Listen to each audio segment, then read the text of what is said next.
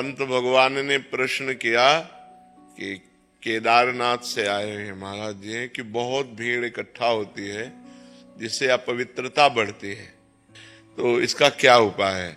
तो पहली बात तो हम धन्यवाद देते हैं कलयुग को कि इस कलिकाल में लोग वृंदावन धाम, केदारनाथ, बद्रीनाथ कहीं भी जाना चाहते हैं।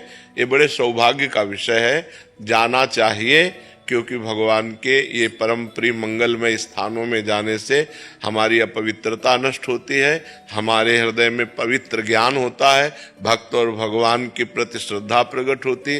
जाना चाहिए, पर कैसे जाना चाहिए, बात यह है। हमारे को भगवद यात्रा कर रहे हैं, पहले दिमाग में ये बात ध्यान रखनी चाहिए। कोई भी संसारिकता, जैसे पति पत्नी के संबंध है, गर्लफ्रेंड बॉयफ्रेंड, पिकनिक मनाना या इधर उधर इंद्रियों का दुलार करना, ये बात नहीं होगी। इससे घोर पाप की प्राप्ति होगी। जैसे आप यहाँ कोई संसार में पाप हो जाए और आप वृंदावन धाम आए, केदारनाथ गए, बद्रीनाथ गए, तो आपके पाप नष्ट हो जाएंगे, क्योंकि परम पवित्र स्थान में ऐसी क्षमता है। लेकिन वहां पाप कर लिए आप, तो अब त्रिभुवन में कहाँ जाओगे। जहां आपको निष्पाप होने का स्थान भगवान ने बनाया है, यहां जब तप करोगे, व्रत उपवास करोगे तो तुम्हारा मंगल होगा। तीर्थों में उपवास करना चाहिए, चाहे भले एक दिन उपवास करे, खान पान का संयम रखे और ब्रह्मचर्य से रहे। भले एक दिन रुको, 2 दिन रुको, लेकिन ब्रह्मचर्य से रुको। ये पिकनिक मनाने वाला माहौल की चलो बड़े पहाड़ हैं, बड़ा दृश्य मनोरम है, हम चलकर अपनी काम भावनाओं को और विकास दे, ये विनाश का कार्य होगा, ये पवित्र कार्य नहीं होगा। पूर्व में गांव से जब कोई बद्रीनाथ केदारनाथ जाता था तो वो बोलता था, तुम क्या समझते हो, हम केदारनाथ हुआ है क्या झूठ बोलेंगे। मतलब वो इस बात को साक्षी देते थे कि हम झूठ भी नहीं बोल सकते, क्योंकि हम केदारनाथ हुआ है, हम बद्रीनाथ हुआ है, हम भगवान के दर्शन करके आ गए, तो अब हम झूठ भी नहीं बोल सकते। और आजकल लोग गाड़ियों में जाते हैं, होटल बुक करते हैं और गंदी बातें करते हैं, सो ठीक नहीं है। जाना तो ठीक है, लेकिन ऐसे जाना ठीक नहीं कि पिकनिक मनोरंजन अपने मनाने के लिए आप वहां जाओ तो घोर पाप हो जाएगा और उसका निस्तरण नरक में ही होगा, फिर नरक भोगना पड़ेगा। इसलिए ऐसे लोग तो जाएं मत। जिनको विलासिता करनी है वो लोग जाएं, जो तप करना चाहते हैं, जो भजन करना चाहते हैं, जो उपवास करके अपने पापों का नाश करके भगवान के प्रति बढ़ना चाहते हैं, उनको जाना चाहिए। और ये जो लोग विलासिता के लिए जाते हैं, हम कहते मत आओ, क्योंकि यहाँ पाप कर लोगे तो कहाँ जाओगे। अब बड़े बड़े होटल बने, होटल बुक किए और बंबई कलकत्ता की जैसी विलासिता करते हैं और पाप करके फिर यहाँ से चले जाते हैं, तो उनको कहाँ सुख शांति प्राप्त होगी। तो हम ये विनय करते हैं सबसे कि जैसे धामों में, तीर्थों में, भगवान के पवित्र स्थानों में जाया जाता, वैसे बनकर जाओ। गंदी बातें करने मत जाओ। गंदी बातें करना है तो अपना घर अच्छा है, क्योंकि जब कभी तुम्हारी सद्भावना बनेगी, चलो केदारनाथ चलते हैं, बद्रीनाथ, तो आप पवित्र हो जाओगे। लेकिन वहां यदि पाप किए तो कहाँ पवित्र होगे। दुनिया में कौन सा स्थान है जो इन पवित्र स्थानों में, भगवत धामों में पाप करने के बाद आप पवित्र हो सको। इसलिए ये भीड़ तो हम प्रणाम करते हैं, कम से कम कलयुग में लोग संतों के प्रति या भगवान के, नहीं तो कहा गया मंदिर सूने सूने होंगे, भरी रहेंगी मधुशाला। नहीं कहा गया कि कलयुग का प्रभाव ऐसा बढ़ेगा कि मंदिर में कोई जाएगा नहीं और शराब के ठेके में लाइन लगी रहेगी। तो आज तो कम से कम इतनी श्रद्धा है, हम ये देख रहे हैं, इतनी श्रद्धा है कि लोग भगवत धामों में, भगवत मंदिरों में जाते हैं, पर उनमें कुछ लोग ऐसे होते हैं जो अपवित्रता फैलाते हैं, जो गंदी बात करते हैं, वो ठीक नहीं है। मगर धामों में तो अवश्य जाना चाहिए। भगवान ने कृपा करके अपने धाम को, जैसे बद्रीनारायण विशाल भगवान विराजमान है, जैसे केदारनाथ भगवान, काशी विश्वनाथ, 12 ज्योतिर्लिंग पूरे, भगवत धाम अयोध्या, भगवत धाम वृंदावन, ये सब इसीलिए प्रकाशित है कि जीव से भूल हो जाए, पाप बन जाए, गलती बन जाए, तो इन धामों में, तीर्थों में आने मात्र से, उपवास नाम जप आदि करने मात्र से वो पूर्ण निष्पाप हो जाता है। महाराज जी, कुछ लोग आते हैं कि जो पुण्य कार्य करते हैं, यहाँ भंडारा आदि या शबील आदि लगा ली, जिससे महाराज जी फिर उसके बाद कब वहीं पड़े हैं पूरे नहीं, ये उनको पाप लगता है, क्योंकि धाम में आकर आप पुण्य की भावना से अपवित्रता फैला रहे हो। ये जो दोना पत्तल खा पी के इधर उधर बोतलें फेंक देना है, ये अपवित्रता है। उनको ऐसी व्यवस्था करनी चाहिए कि वो सब चीजें एकत्रित करें और एकांत स्थल में जाके आग लगा दें या खोद के गाड़ दें या दूर ऐसा करें, धामों को अपवित्र न करें। अपवित्र करने से अगर वो समझते मैं पुण्य कर रहा हूं तो वो पाप कर रहे हैं, क्योंकि वो जूठा पत्तल एक भी संत के पैर में लग गया तो सारे पुण्य नष्ट हो जाएंगे। जो पवाया है और जो पाया है, दोनों को, पाने वालों को भी चाहिए और पवाने वालों को भी चाहिए कि वो इस बात का ध्यान रखें कि भगवत धामों को अपवित्र ना करें, भगवत धामों को गंदा ना करें। कि जहां मन आया मसाला खा के थूक दिया, जहां मन आया दोना और पानी की बोतल, ऐसे प्लास्टिक, वो भगवत धाम है, वो अपनी गाड़ी में रख लो और कहीं एकांत में जाकर उनको हटा दो, वो बात अलग है। लेकिन धामों को, तीर्थों को अपवित्र ना किया जाए। महाराज जी, हाँ, हम सेवा कार्य क्या करें? धाम में जब आए तो क्या कोई सेवा करनी चाहिए? सबसे पहली सेवा है कि आप धाम को गंदा मत करो, न इंद्रियों की विलासिता के द्वारा और न कोई बाहरी आचरण के द्वारा। और दूसरी सेवा यह है कि खूब नाम जप करो, धाम में आकर ग्रंथों का पाठ करो, एक दिन, कम से कम एक दिन उपवास करो, और जिस तीर्थ में आए हो वहां तीर्थ की महिमा सुनो, उसके अनुसार वास करो, तो ये धाम की सेवा हो जाएगी, तुम्हारा मंगल हो जाएगा, तुम्हारा पवित्र हो जाएगा, जीवन तुम्हारा सुखमय हो जाएगा। नहीं तो लोग धाम में जाते, अब जैसे पाप की भावना है और आप जा रहे हो तो हो सकता है आप दर्शन ही ना पाओ। तो अगर भाव से जाओगे तब तो मंगल होगा, अगर भाव से नहीं जाओगे तो इन्हीं धामों के जाने से आपका मंगल हो जाएगा। इसलिए आप अपनी धाम की सबसे बड़ी पवित्रता को यह है कि आपके द्वारा कोई अपवित्र आचरण, आपके द्वारा अपवित्र किया न हो तो धाम की सेवा बन गई। राधे राधे महाराज जी। महाराज जी, क्या अध्यात्म के रास्ते में जाने के लिए अपनी सांसारिक इच्छाओं को मार देना चाहिए, जैसे धन प्राप्ति, बच्चों की अच्छी पढ़ाई देने के लिए? नहीं, ऐसा कहाँ लिखा है? ऐसा कहीं लिखा नहीं, ऐसा कहीं उपदेश नहीं। जो उपदेश दे ऐसा वो ठीक नहीं। धन कमाना है लेकिन धर्म से युक्त होकर कमाना है, पाप कर्म करके नहीं। बच्चों को पढ़ाना है लेकिन उनको आदर्श की शिक्षा देनी है, जो बड़े महापुरुष हो गए वो शिक्षा देनी है। हमको गंदे बच्चे नहीं बनाने। माता पिता गुरु होते हैं, प्रथम गुरु होते हैं। खूब अच्छी पढ़ाई करो लेकिन उनको बैठ करके आदर्शमय शिक्षा भी दे। देखो बेटा, जब तक ब्याह ना हो जाए किसी लड़की की तरफ न देखना। देखो बेटी, हमारी बात मानो, तुम हमारे बच्चे हो, जब तक तुम्हारा हम ब्याह ना कर दें तब तक किसी लड़के का संयोग मत करना। अगर कभी गलती हो जाए तो आप हमसे बताना, हम आपको सहयोग करेंगे। आधुनिक शिक्षा के साथ साथ उनको आध्यात्मिक शिक्षा देनी है। धन कमाने के साथ साथ हमें धर्म की भी रक्षा करनी है। तो कहीं भी ऐसा नहीं है कि आप ये ना करो, लेकिन धर्म युक्त होकर के करो, तो भगवान की भक्ति आध्यात्म पुष्ट होता है। बिना धर्म के अध्यात्म पुष्ट नहीं होता, और उसमें आपकी दुर्गति है। आपका हृदय जलेगा, आपका मन अशांत होगा, बात खुल जाएगी, समाज में निंदा होगी। अगर कानूनी अपराध है तो आप जेल जाओगे। जो असत क्रियाएं हैं उनसे हमको बचाना है। आधुनिक पढ़ाई असत क्रियाओं से नहीं बचा सकती। अध्यात्म के बिना आधुनिक पढ़ाई असत क्रियाओं से नहीं बचा। देखो ना बच्चे पढ़े लिखे क्या कर रहे हैं, देखो ना बच्चियां कितनी पढ़ी लिखी हैं। मतलब परिणाम तो सोचना चाहिए कि अब जो मैं कर्म करने जा रही हूं इसका परिणाम क्या होगा। जब तक अध्यात्म क्या है, ये आपको परिणाम सोचवाता है। जो आधुनिक पढ़ाई है परिणाम नहीं सोची, वर्तमान की क्रिया केवल सोचती है। और जो अध्यात्म है, यार मैंने ऐसा किया तो फिर ऐसा भी हो सकता है, ऐसा भी नहीं, ऐसा नहीं करूंगा, वो परिणाम सोचकर भयभीत होकर बच जाएगा। अध्यात्मवान, मान लो अध्यात्मवान को कुसंग हुआ तो परिणाम सोचेगा इसका परिणाम क्या हो, अरे नहीं भाई ऐसा नहीं, समाज क्या कहेगी, नहीं ऐसा नहीं। और जो अध्यात्मवान नहीं है फिर वो ऐसे चोरी, हिंसा, पाप कर्म और ये सब गंदे आचरण करने लगते हैं।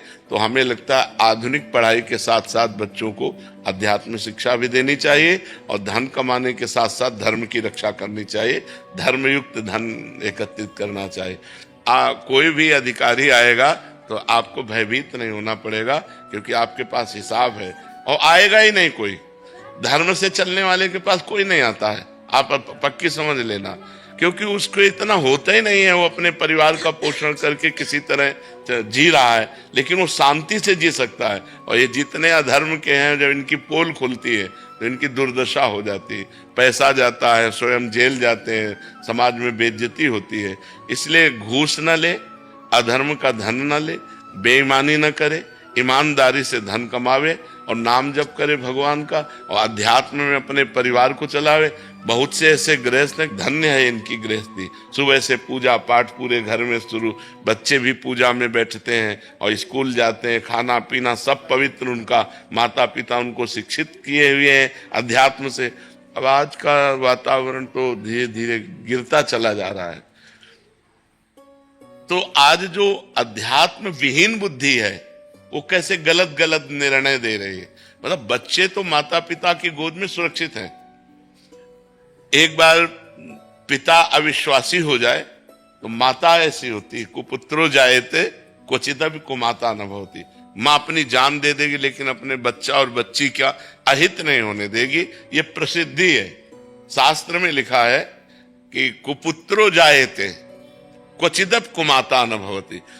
पुत्र तो कुपुत्र हो सकते हैं लेकिन माता कभी कुमाता नहीं हो सकती। और अध्यात्म विहीन माताएं आज क्या कर रही हैं, ये जो आज हमारे समाज में मानसिकताएं फैल रही हैं, ये अध्यात्म विहीन मानसिकता है। अगर हम अध्यात्म विहीन रहेंगे तो ऐसी हमें बुद्धि आदेश करेगी, जो गलत कार्य हो जाएंगे हमें जेल मिलेगी या नरक मिलेगा और अशांति रहेगी, दुर्गति हो जाएगी। तो हमारा अध्यात्म ये नहीं सिखाता कि आप धन न कमाओ, ये नहीं सिखाता कि आप पढ़ो लिखो नहीं। अगर हम पढ़े लिखे ना होते तो हम आपको क्या सुनाते। मान लो हमको ककाहरा मात्रा का ज्ञान हुआ तभी तो हम वेद शास्त्र पुराण पढ़े, अगर नहीं तो हम कैसे आपको सुना पाते। आधुनिक पढ़ाई ही तो अध्यात्म में हमारी प्रगति करवाई।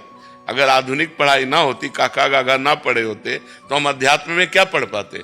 तो आधुनिक के साथ साथ अध्यात्म, अध्यात्म के साथ साथ आधुनिक, तो इस जरूरी है। ऐसा हमारा शास्त्र आदेश नहीं करता कि आप धन न कमाओ या आप बच्चों को पढ़ाओ नहीं, ऐसा नहीं। महाराज जी, आपके श्रीमुख से सुना है कि अंतिम समय में प्रभु का नाम लेने से भगवत प्राप्ति हो जाती है, लेकिन देखा गया है कि अंतिम समय में इंसान का नाम मन पे कोई कंट्रोल रह जाता, ना जुबान पे। तो महाराज जी, इस समय में अगर जब जीवन भर भजन का अभ्यास किया जाता है तो अंतिम समय अपने आप नाम स्फुरित होने लगता है। जब हम जीवन भर भजन नहीं करते, प्रपंच करते हैं, तो वही प्रपंच अंतिम समय आता है। फाइनल जो होता है वो हमारे हाथ में नहीं होता है, अंतिम समय हमारे हाथ में नहीं होता है।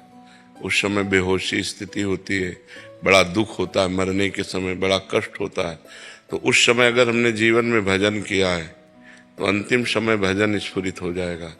अगर नाटक किया है तो माया स्फुरित हो जाएगी। अगर हम भजन किए हैं और हमारी स्थिति ये हो गई कि हम बिल्कुल बेहोश हो गए, मरने का समय, उस समय भगवान उसके हृदय में स्फुरित हो जाते हैं। क्योंकि जीवन भर भगवान का आश्रय लिया, भजन किया, तो अंतिम समय उसका बन जाएगा। जो जीवन भर भजन करता रहा है, जीवन भर अभ्यास किया है, भगवान के आश्रित रहा है, अंतिम भगवान संभाल देते हैं। भगवान कहते हैं उस समय मैं उसके हृदय में मंत्र बनकर, नाम बनकर स्फुरित होने लगता हूँ। उस समय अपने आप चलने लगेगा, राधा राधा राधा, कृष्ण कृष्ण कृष्ण। अब जीवन भर गंदे आचरण के, प्रपंच के, तो अंतिम समय कैसे भगवान का नाम याद आ जाएगा। परम पवित्र भगवान का नाम जीवन में लिया नहीं तो अंतिम समय कैसे याद आ जाएगा। इसलिए फिर अंतिम समय नहीं आता। वही फोटो खींचती है, जैसे अपने खींचो ना, तो जैसी आकृति होगी वैसे ही। तो उस समय जैसे आपका कर्म आपको सुअर बनाना है तो आपके चिंतन में वही आ जाएगा और आप अगला जन्म सुअर का बनेंगे। आपको प्रेत बनना है तो आपके दिमाग में वही आ जाएगा। अंतिम समय वही चलेगा और वही आपकी दुर्गति हो जाएगी। आपको भगवान को प्राप्त होना है तो अंतिम समय भगवान याद आ जाएंगे, भगवान को प्राप्त हो जाएगा।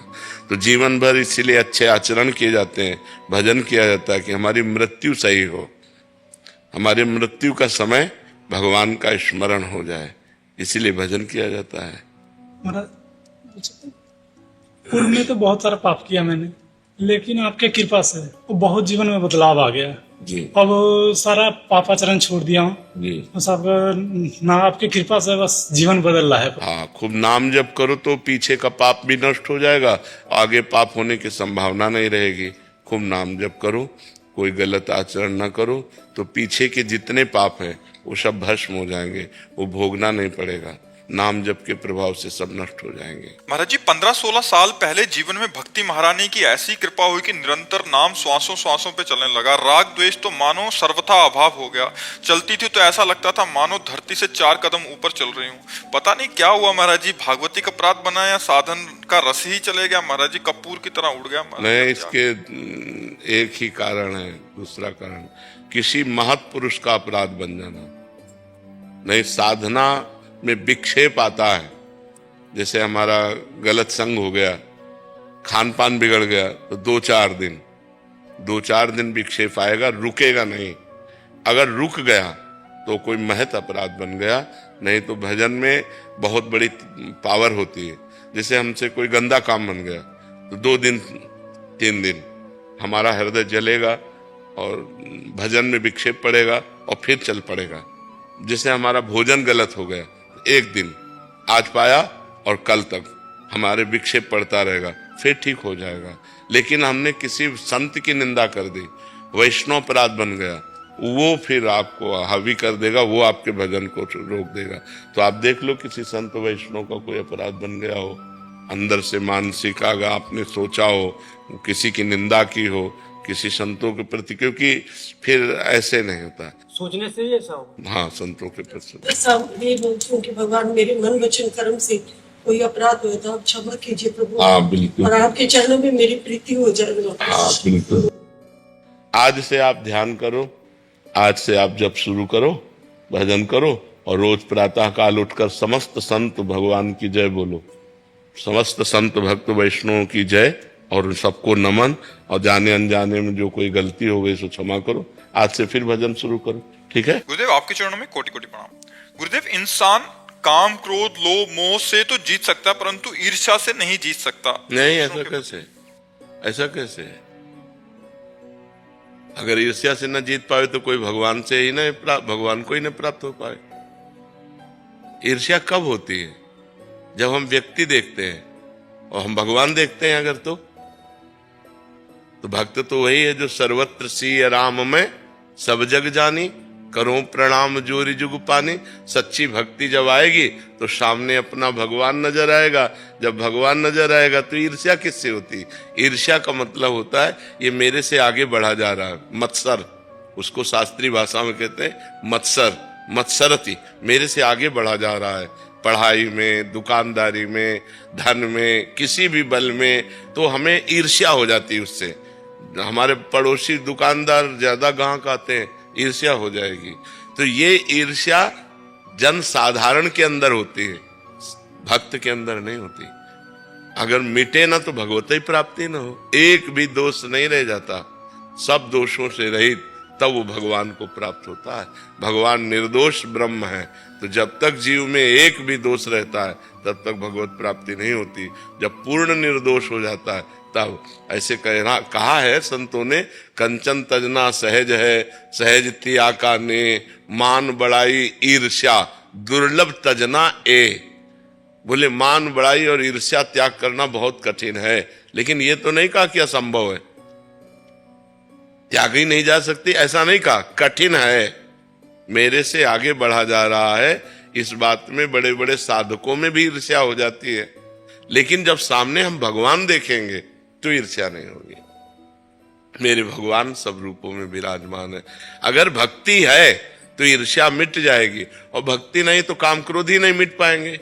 काम क्रोध कोई छोटे मोटे शत्रु है क्या? ये तो बहुत भयानक शत्रु है, बड़े शत्रु है, पूरा विश्व को परास्त किए हुए हैं। काम क्रोध लोभ मोह मद मत्सर, मत्सर को ही ईर्ष्या कहते हैं। षड विकार में ये आती ईर्ष्या, मत्सर जो है उसी को ईर्ष्या कहते हैं। काम क्रोध लोभ मोह मद और मत्सर, आखिरी में सबसे ईर्ष्या आई है, मत्सरति, मेरे से आगे निकला जाता है, इसे ईर्ष्या कहते हैं। समझ रहे हो ना? तो असंभव नहीं है लेकिन कठिन है। जैसे ये काम आदि विकार हैं, आप कहते हो छोड़ो तो छोड़ के दिखाओ, असंभव नहीं है पर बहुत कठिन है। आप देखो ना, सब विचार करके देखो, क्या सबको ज्ञान नहीं है गलत है? और कर रहे हो, गुलामी सह रहे हो, काम के गुलाम हो, काम के विजेता थोड़ी हो। काम के विजेता हो जाओगे तो भगवान को प्राप्त कर लोगे। काम ही सबसे बड़ा शत्रु है। भगवान ने गीता जी में कहा कि काम रूपी दुश्मन को मारो। काम माने कामना, कामना से ही ईर्ष्या पैदा होती। ईर्ष्या का मूल क्या है? काम। काम माने कामना, वासना, इच्छा। अगर हमारी इच्छा ही नहीं है, कोई हमें कोई चाहत ही नहीं है, तो ईर्ष्या भला होगी किसी से? हमारी चाहत के खिलाफ कोई आगे निकला जा रहा है तो ईर्ष्या हो जाएगी। और भगवान की जो भक्ति होती है वो चाह मिटा देती है। चाह मिटी, चिंता मिटी, मनुआ बेपरवाह। और जिनको कछु न चाहिए वो साहन के साह। जाहि न चाही कबहु कछु, तुम सन सहज सने, बसो निरंतर तासुर सो राउर निज के। तो ईर्ष्या त्यागना कठिन है, असंभव नहीं, संभव है उसको त्याग।